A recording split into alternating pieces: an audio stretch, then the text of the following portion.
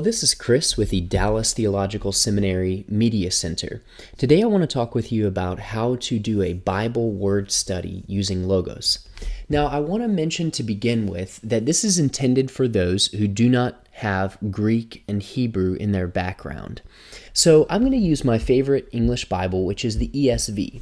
And I can open up the ESV just by typing ESV into the search. And it's going to come up with the first result being Open the English Standard Version Bible. Now I'm going to go ahead and make this full screen by clicking and dragging over until the whole screen goes gray. And that means it's going to be full screen. Now, I'm interested in doing a word study on a word in Genesis. And this is dealing with Joseph and his brothers. And it talks about when they conspire against him. That's how the English Standard Version translates the word I'm interested in.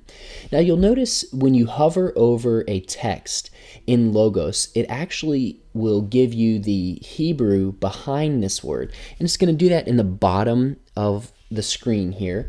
Again, I'm going to hover over it and you'll see the Hebrew verb nakal appear. But if you don't know Hebrew, again, you probably won't be able to read that, but it'll usually give you kind of a little information on this word.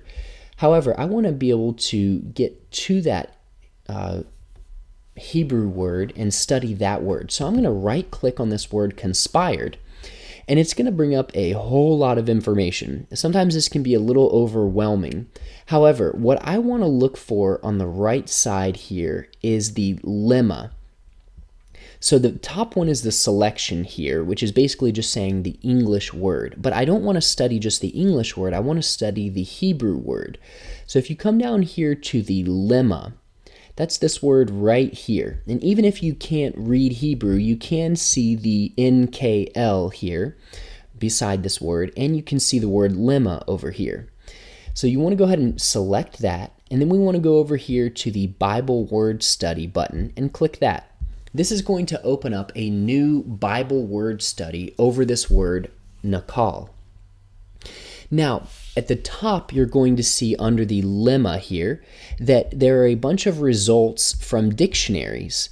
And if you're not familiar with Hebrew, sometimes these dictionaries can be a little difficult to read. So I'm going to recommend just using this one right here. This is a condensed version of the Hebrew and Aramaic lexicon. Logos is shortening this to CHAL. Go ahead and click on that.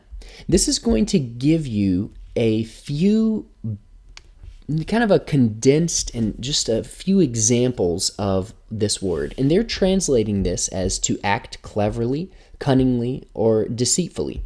And you're going to see a few uses. One in Malachi, in Numbers, in Genesis, which is the one we're looking at, and then in Psalms.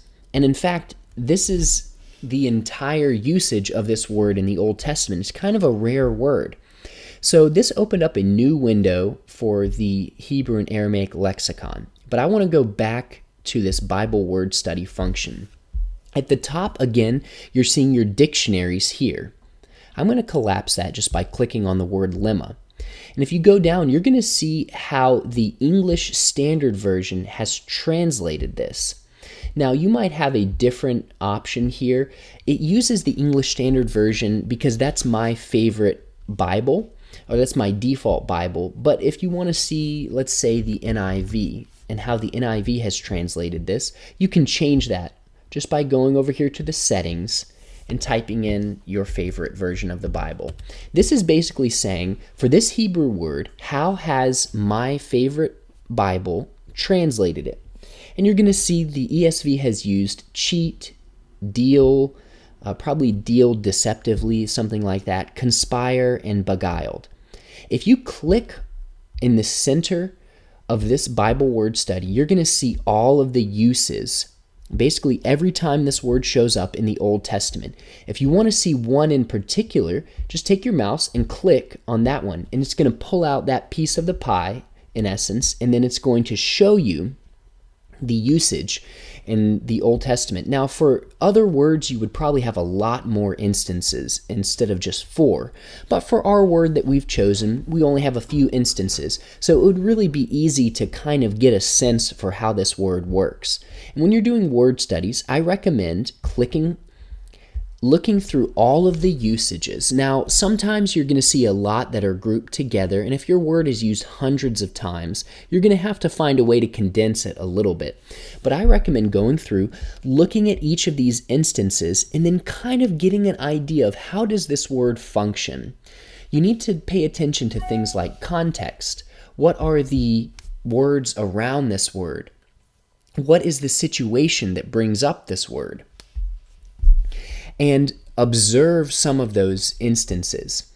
Now, the Bible word study function is going to give you a couple of other features that are really going to be helpful. It gives you the root of the word, and you'll notice here Nakal, to act slickly, deceptively, or cunningly, and you'll notice that the word root is from the word deceitfulness.